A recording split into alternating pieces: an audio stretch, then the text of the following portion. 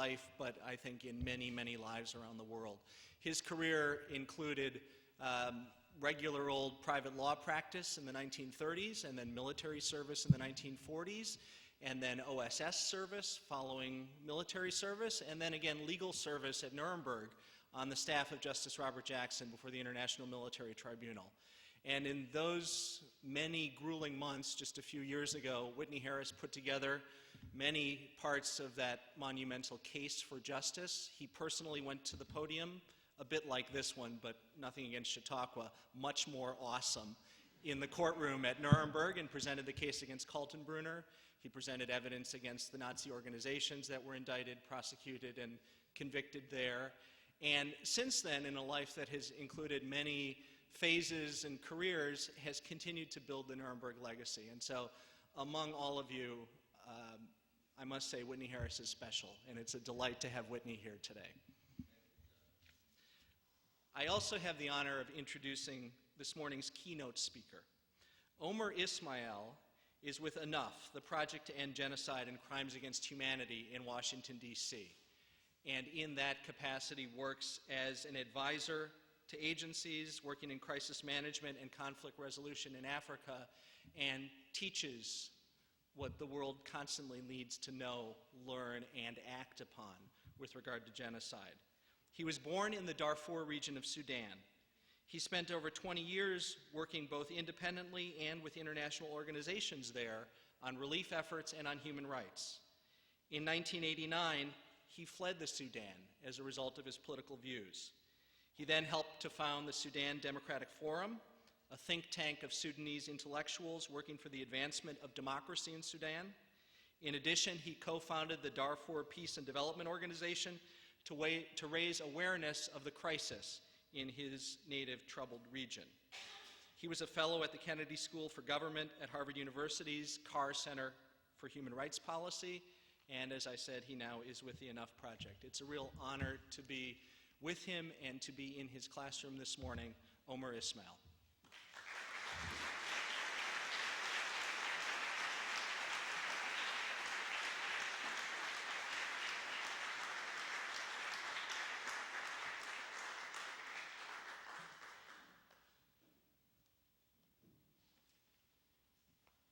Good morning.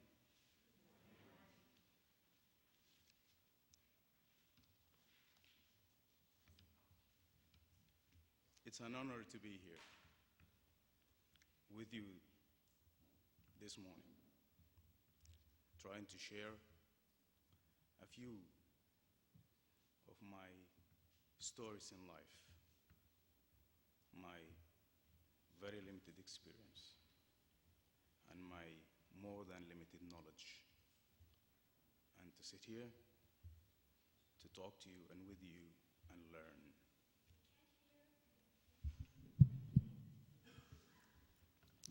Thank you, Professor Barrett. And thanks to everybody that is here, and a special thanks to Professor David Crane, who honored us with his presence one afternoon at the Enough Project and talked to us about his experiences. And he extended this invitation to us as the Enough Project, together with my colleague and friend, Colin Thomas Jensen, to be with you here this morning. The international law and its mechanisms, its institutions, are going through interesting times. Times of promise and also times of peril.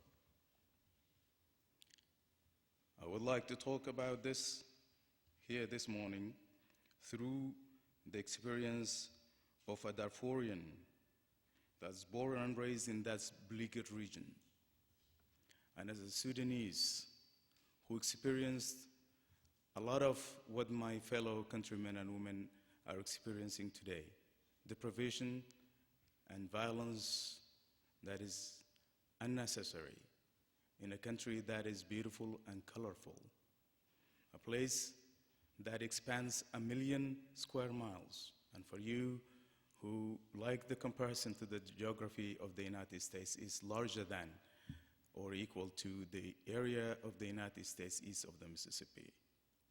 About 40 million people, different dialects, different norms and values and belief systems, but they all call themselves Sudanese. They love that country, and they deserve better than the government of the day that they have, and they deserve to live in peace and prosperity. And we hope that you and everybody out there will help us go back to the peaceful, lovable, and wonderful Sudan. That country had been run by a government that has no consideration to human rights, that has no regard for the rule of law, that has been, since came to power in June of 1989, driving that country in the road of violence. Yes, there was violence in Sudan before this government came to power, but the people of Sudan, with their collective wisdom, tried to work hard to put it together. But if we look at the history of this regime, since it came to power in that night of June 30th of 1989, the history of bloodshed and the history of violence continued and became more and more acute. Look at the problem that they called the problem of South Sudan. It has been there since August of 1955, shortly before the independence of Sudan in January of 1956. But that was a low-level violence that could have been managed better, and the growing pains of a newly independent country let that violence continue until around 1973, when we had the Addis Ababa Accord. Then around 1983, when General Numeri, the dictator of Sudan at the time, reneged on his promises, the violence continued, and the SPLM was founded by the late Dr. John Garang. And that struggle continued until that violence ended January 9th of 2005 by the signing of the Comprehensive Peace Agreement, or what is known widely as the CPA. But within this 19 years or so of the existence of this government, if we look at the history of this government, we will see the violence in the south that is spiraled out of control. And then the war in the south became, rather than an insurgency against a government in Khartoum, be it a legitimate government or not, turned into a war of religion and war of ethnicity, when the doctrine of fighting that war through the army of the government of Sudan changed to a jihadist war that is declared by the then mastermind of that regime, Hassan al-Turabi. Unfortunately, that mentality continues until today.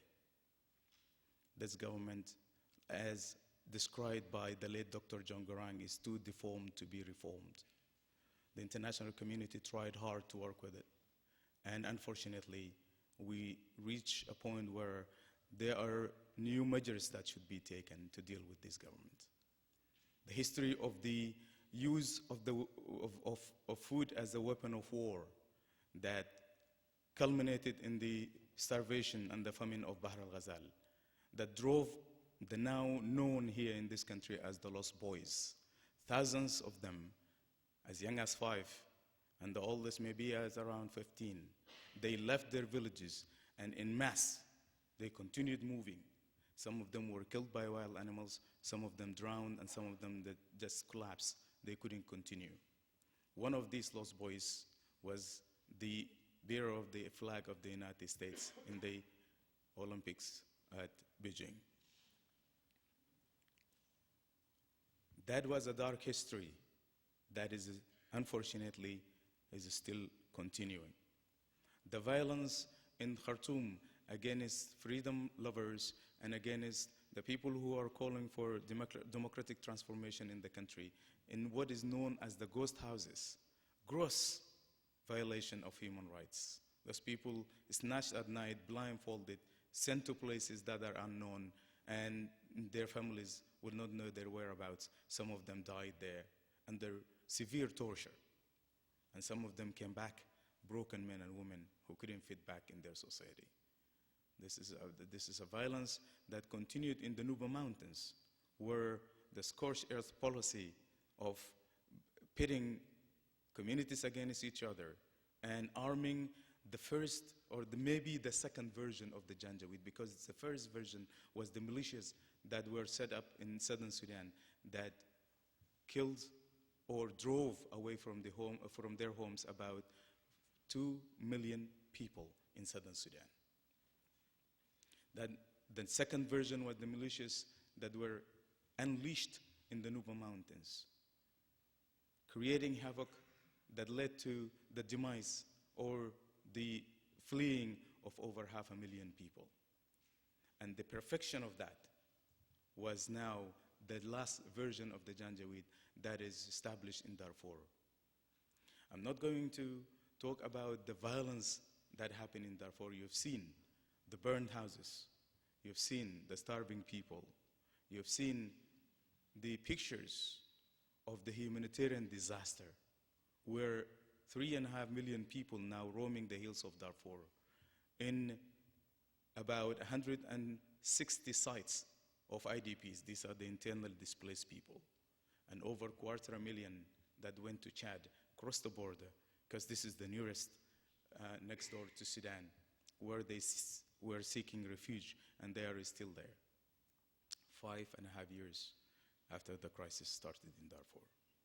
They are warehoused in this IDP camps, and I call them warehouses because I came from that place, born and raised in the hills of Darfur, in a place that was free and beautiful, and people freely move around.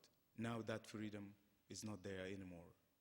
And I've seen people from my Darfur tribes driving their cattle and camels around, crisscrossing the plains into the areas where the farmers have their fields.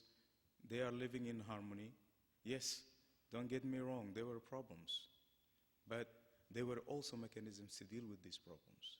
There were ways and means that the wisdom of the people of Darfur had devised through the years, by which they created a system called the Judea, which is, I will give you a small example.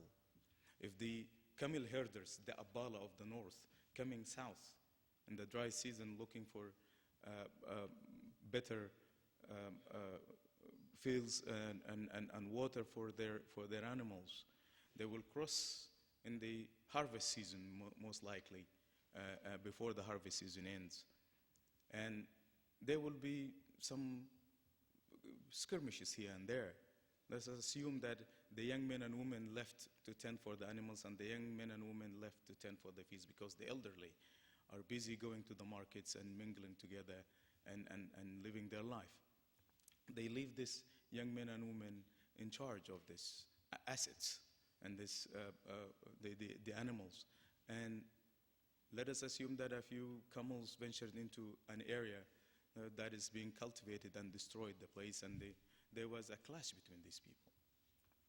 The children would run to the marketplace, and there was some violence, there was some fighting in this place. The elderly people will come in, and they will sit under a tree. And the Ajwad, this is the person who comes, who is not related to this tribe or that tribe, from a different group that will come in, and they will sit under the tree, and they will look at the situation. And they say, there's the harvest season today, and the area that is destroyed will yield 20 sacks of grain. We'll give you $5. This is the market price today. You take $100 and go. But then one camel is killed, and maybe one of the kids was injured there, and they will say, okay, the price of that camel is $20. The kid was injured. That is like another $20. We'll give them $50. So the $100 became $50 to these people, $50 to these people.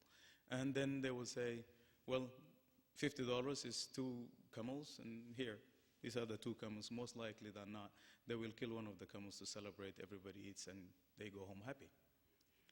That is a simple way of putting it. It is a little bit more complicated than this, but you get the picture. There was a system to deal with this kind of thing until the government of Sudan came in. And they, for political reasons, in a region that is already neglected, in a region that has no investment whatsoever through the years, not just by this government, by many governments. But this government made that situation even worse, pitting tribes against each other to create this false illusion that they are not responsible for what happened. But there are many people among you here and many people around the world know exactly what happened, and they hold the Sudanese government responsible for that. I went to Chad because for this last about 20 years been PNG'd, a persona non grata in my own country. I cannot go back in Sudan. But I'm going around meeting the Sudanese elsewhere and regularly went into Chad trips from the early days when these people started trekking into the refugee camps in Darfur and documenting these horrific, horrendous crimes, first-hand accounts from witnesses to this violence and people who are victims of this violence.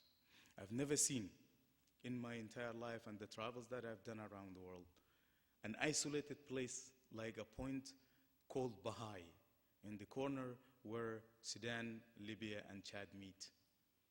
That is a desolate, isolated place where those people, 26,000 of them, were put in a camp. 26,000. That is only 7 miles away from the Sudanese border. They could be attacked at any moment, and the only security that is provided to these people are 4 gendarmerie soldiers from Chad that are sitting at the gate of this camp, what is called gate, which is nothing more than 2 cones of sand marked with white stones. And they have a shack. They are sitting there. If you are coming to this camp before 6:30 in the morning, they are not there. And if you come out of the camp or coming into the camp after 6:30 at night, they are not there. And in there, you go and meet the people who tell you the horrific stories of what happened to them. A woman who is blind. Nobody can tell her age, but if you look at her with what we know from the age of people, you can tell that she's above 60, and she's blind, and she's taking care of 7 grandchildren.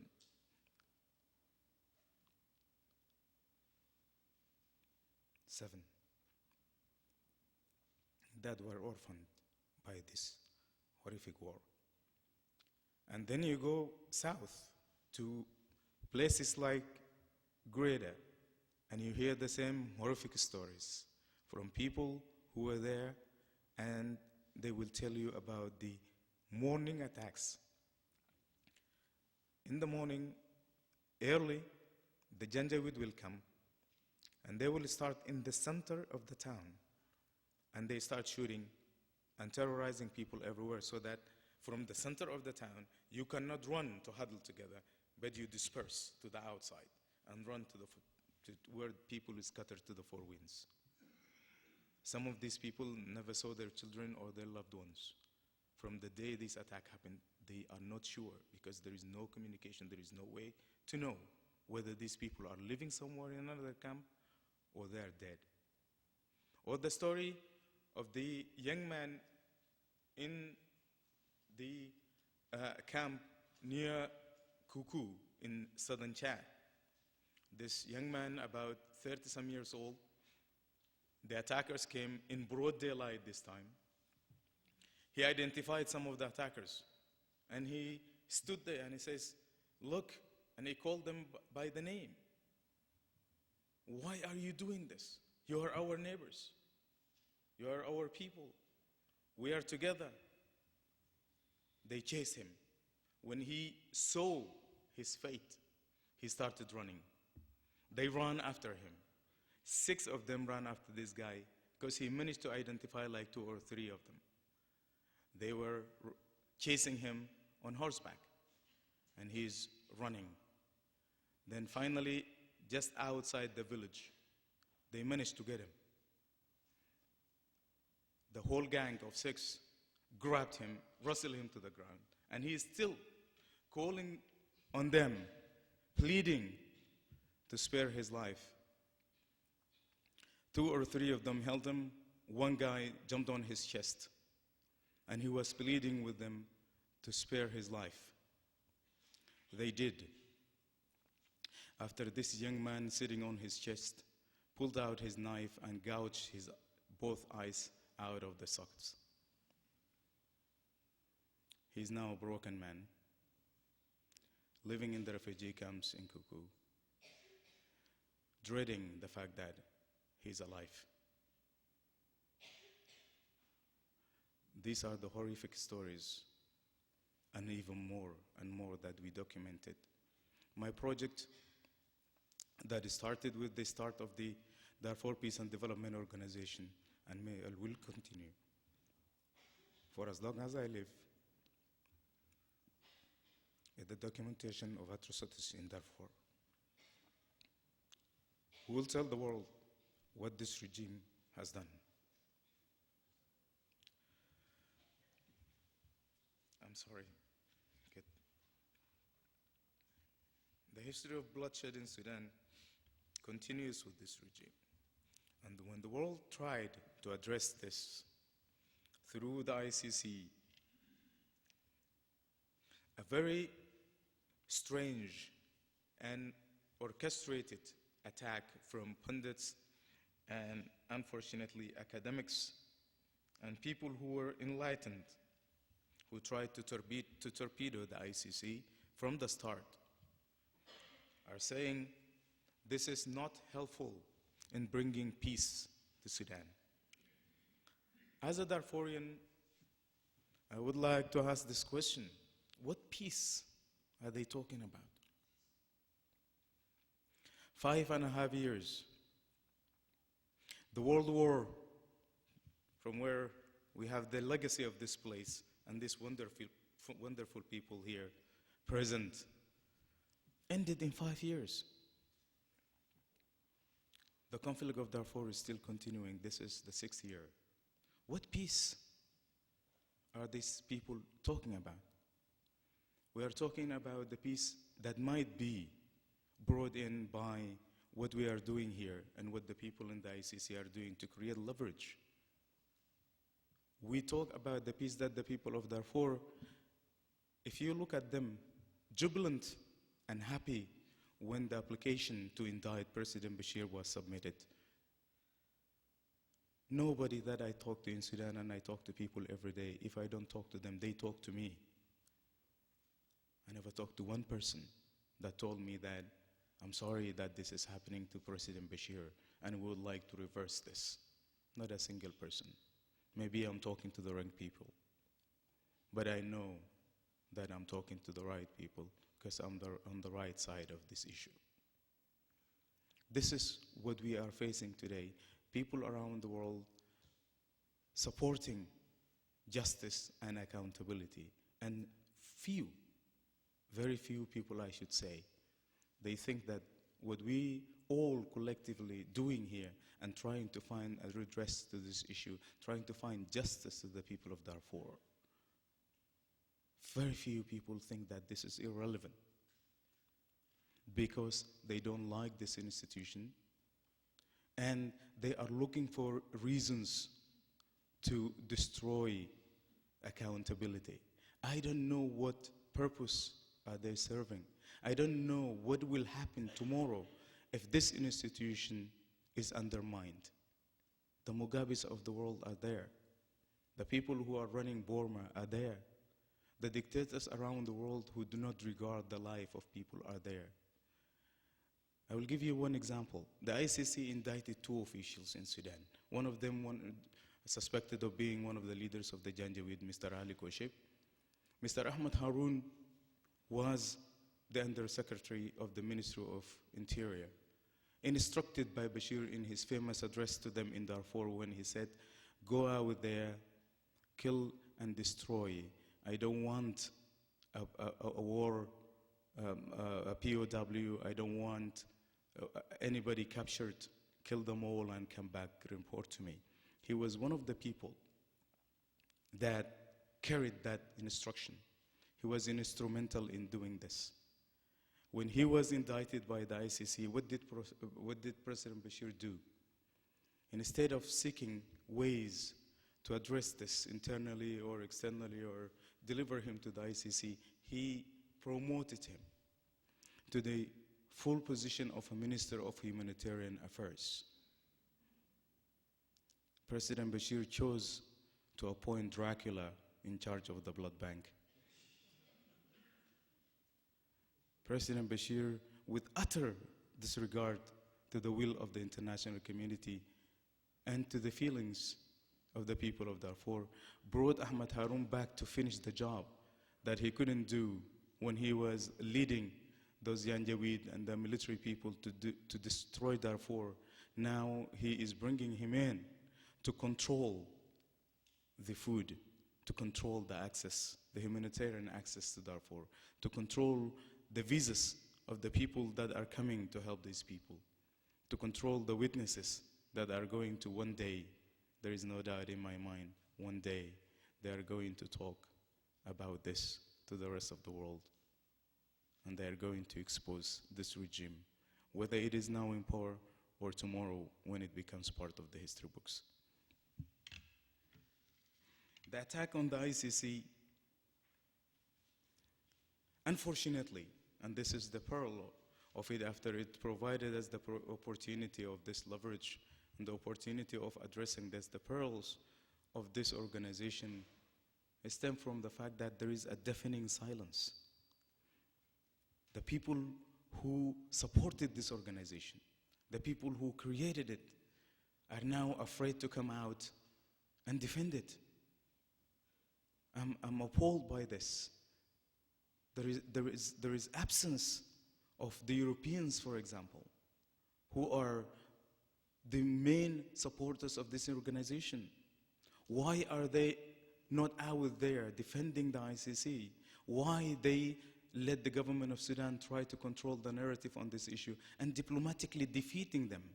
Because now this government of Sudan is trying to rally the Arab League, the African Union, the G77, the non-allied nations, everybody that they can talk to support them. And we, the people who think we created this instrument for international justice, we are hiding. This is shameful. We have to come out. We have to defend this institution. The work of these great men and women is not going to go in vain, because there are other great men and women who are taking the baton, and they are running with this thing. And there are generations of us, all of us, all the way, here and around the world, who are not going to let this happen. We are going to go out in an all-right attack against those people who are perpetrating this kind of propaganda and talk bad about this institution that we think it is one of many that are going to bring justice among the most important institutions of accountability that we have managed to create. Yes, the naysayers are going to talk about the peace process that is not going to happen, and we see it is not happening. Others are going to say this is why it demands justice, because no, all these guys that are targeted are African. As if these crimes, like the crimes of genocide and mass atrocities and crimes of this magnitude, are only African crimes. No, nobody said that. Nobody said that genocide is an African problem. Nobody said that this is only happening in the continent of Africa. I was privileged, and I don't know how much privilege I was going around this world and talking to genocide communities. We decided to go and visit them and talk to them and say with one voice that never again should be never again. I've seen this in Cambodia. I've seen this in Bosnia. I've seen this in Armenia, where I met the first survivor of the Armenian war. He's a 97-year-old gentleman who talked passionately about this, but I was amazed because the 17, 18 years old Armenians talking even more passionately about the crime of genocide. It was amazing to me because there was no redress. The world denied them even to say there was a genocide in Armenia. That is why The younger generation now are talking about it more passionately than the old ones and the people who witnessed it. If you go and look in the eyes of these people, you will understand what crimes against humanity mean. Broken communities, men and women who cannot look you straight in the eye. The stories like this from Darfur to Bosnia to Rwanda, where I went to Kigali, I went to visit the school where 23 to 2,500 people perish in a day, hacked by machetes to death, while there were people who were supposed to protect them looking.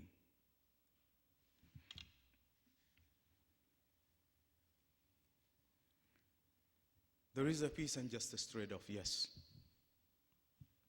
And sometimes we know that some of these people did wrong. I was fortunate enough to be here last night and listening to Ambassador Kruger,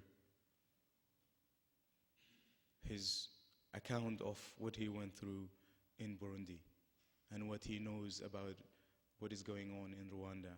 That was a powerful statement. And I've seen that. And he was talking about reconciliation. Yes, we want reconciliation. But for me, I want justice. Because without justice, there will be no reconciliation. Without justice, there will be no peace. The government of Sudan will sign today's copy of the New York Times if presented to it as a peace agreement, because they will never honor a peace agreement.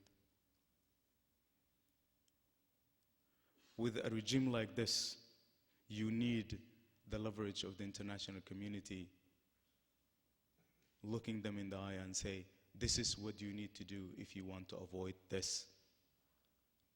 People talking about invoking Chapter 16.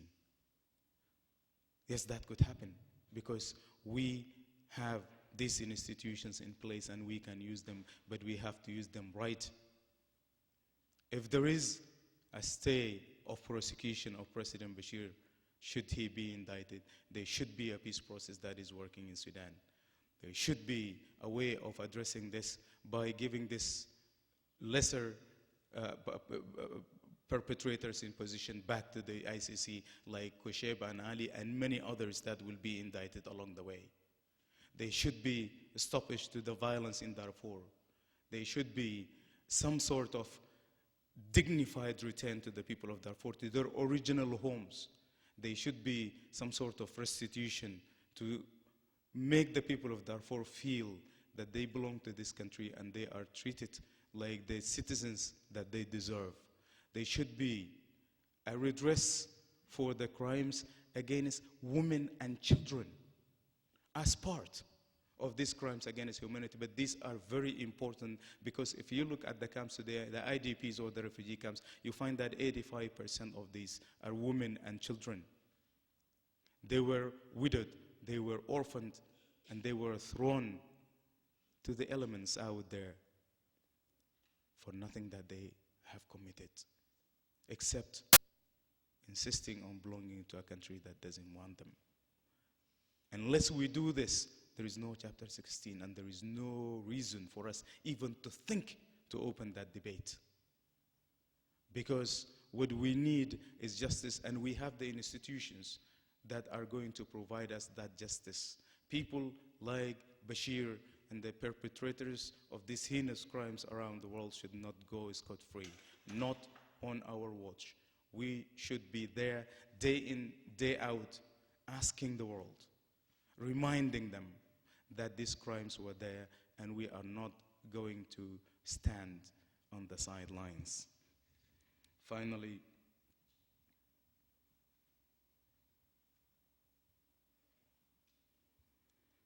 the privilege of being here this morning is to have people like you with us, who guide us and give us the wisdom and give us the history and give us the lessons. And then people like you, ladies and gentlemen, who are now at the helm of providing this opportunity to people in the world to live with dignity and live in peace. And people like you, the lawyers, the academics, the journalists, the professionals around the world, you came from different places to work together and to be a constituency, to defend the oppressed and to be the voice for the voiceless. But I will close my remarks by talking to the young generation. Those people who are here in their summer course, and please go out there and tell others. This is a historic moment for you to be here with these people. Go out there and tell the rest of the world that you will not live in a world where crimes like those perpetrated in Darfur can go unpunished. 20, 30 years down the road, you will have your own children and grandchildren. They will ask you these questions. And they will say, where were you when genocide was declared in Darfur? Where were you when the ICC was trying to address these crimes and some other people are attacking the ICC? I want you to look them straight in the eye and say, I was there, and I'm proud to report to you today that I stood up and I did something about it. Thank you very much.